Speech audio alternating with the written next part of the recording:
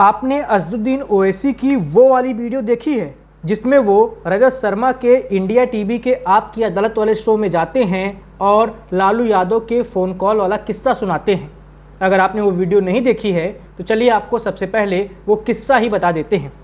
तो दरअसल हुआ ये कि 2020 के बिहार विधानसभा चुनाव में AIMIM 5 सीटें जीतती है। 5 विधायक चुनकर आते हैं अज़दुद्दीन ओवैसी की पार्टी के, और RJD और लालू परिवार को इन विधायकों को लेकर लालच आ जाता है। RJD चाहती है ये पांचों विधायक AIMIM से निकलकर RJD में शामिल हो जाएं, और इसीलिए लालू प्रसाद यादव अज़दुद्दीन ओवैसी को फ़ोन करते हैं। ओवैसी खुद बताते हैं, वो कहते हैं कि लालू प्रसाद यादव उस वक्त जेल में थे, वो लगातार मुझे फ़ोन करते थे लेकिन मैं उनका फ़ोन नहीं उठाता था। मैं सोचता था कि जो आदमी जेल में है मैं उसका फ़ोन क्यों उठाऊं। इस बीच कई सारे मेरे जानने वाले लोग आए, उन्होंने कहा कि आप लालू यादव जी से एक बार बात कर लीजिए, लेकिन ओवैसी ने साफ मना कर दिया कि किसी जेल में बैठे हुए व्यक्ति का फ़ोन मैं नहीं उठाऊंगा। ओवैसी कहते हैं कि लालू प्रसाद यादव चाहते थे कि AIMIM के MLA RJD में शामिल हो जाएं, तो ओवैसी ने साफ तौर पे मना कर दिया, फ़ोन ही नहीं उठाया।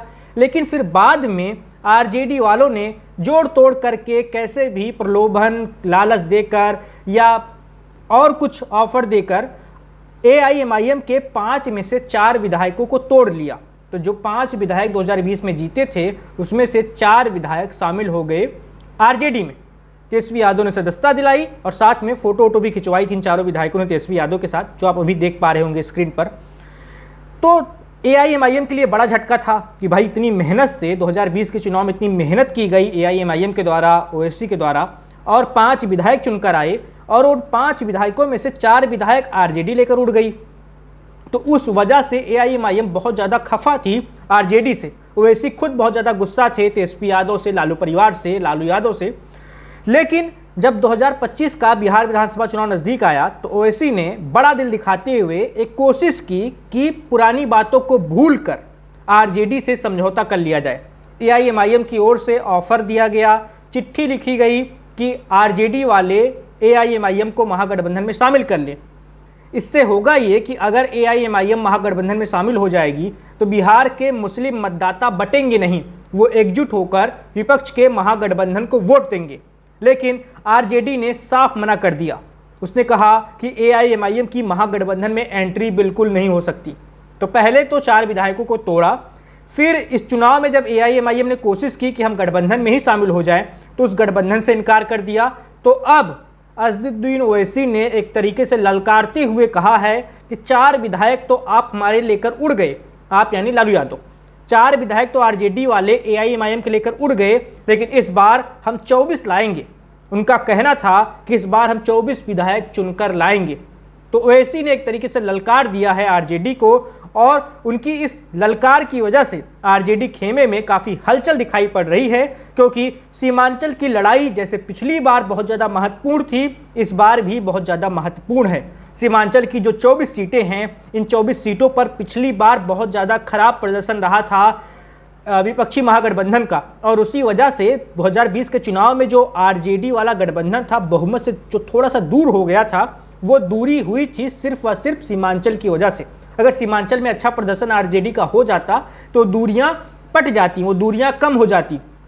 लेकिन इस बार कोशिश है कि सीमांचल को साथ लिया जाए। RJD पूरी कोशिश कर रही है, साथ में कांग्रेस भी कोशिश कर रही है। अभी वोट अधिकार यात्रा हुई है राहुल गांधी की, इसमें तेजस्वी यादव भी शामिल हुए थे, जो और 2-3 सहयोगी हैं, पशुपत पारस और दीपांकर भट्टाचार्य भी वाम दलों वाले, वो भी शामिल हुए थे। तो पूरी कोशिश कर रही है RJD की सीमांचल को इस बार साधा जाए, और जो 4 विधायक AIMIM के तोड़कर लाए थे तेजस्वी यादव, उनको इस बार टिकट भी देने जा रही है। वो चारों अब पिछली बार पतंग के निशान पर चुनाव लड़े थे, इस बार लालटेन वाले निशान यानी RJD के चुनाव चिन्ह पर लड़ेंगे। तो राजद की पूरी कोशिश है, लेकिन दूसरी ओर AIMIM भी हारने वाली दिख नहीं रही है। पूरी मेहनत की जा रही है AIMIM के द्वारा। अज़दुद्दीन ओवैसी का लगातार दौरा हो रहा है सीमांचल में, और AIMIM के जो 5 में से 1 विधायक नहीं टूटे थे, वो अख्तरुल ईमान भी लगातार मेहनत कर रहे हैं। वो AIMIM के प्रदेश अध्यक्ष भी हैं। बहुत सारे आरजेडी के नेताओं को, दूसरी पार्टी के नेताओं को एआईएमआईएम में शामिल कराया जा रहा है और पूरी कोशिश की जा रही है कि आरजेडी को इस बार बड़ा झटका दिया जाए और पूरा पुराना हिसाब बराबर कर लिया जाए, पूरा बदला ले लिया जाए। और इसकी भरसक कोशिश की जा रही है एआईएमआईएम के द्वारा। और अजहरुद्दीन ओवैसी ने एक तरीके से ललकार भी दिया है कि पिछली बार आप हमारे 4 तोड़कर ले गए थे, इस बार हम 24 जिताकर लेकर आएंगे। और ओवैसी खेमे की ओर से, एमआईएम की ओर से एक और बात कही जा रही है कि लालू जी अब फोन मत कीजिएगा, अब विनती निवेदन नहीं कीजिएगा। जैसे पिछली बार आपने विनती करना, निवेदन करना शुरू कर दिया था कि नहीं अपने विधायक दे दो हमें, अपने विधायक दे दो हमें, लगातार आप फोन कॉल्स कर रहे थे।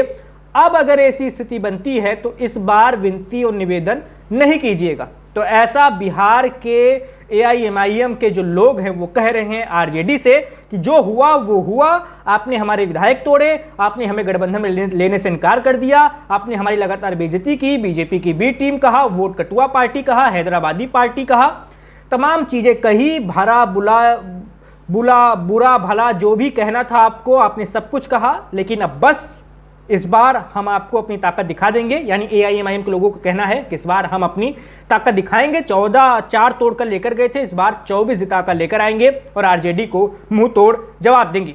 अब होगा क्या, भविष्य में छिपा हुआ है सब कुछ, भविष्य के गर्भ ही में छिपा हुआ है कि क्या होने वाला है।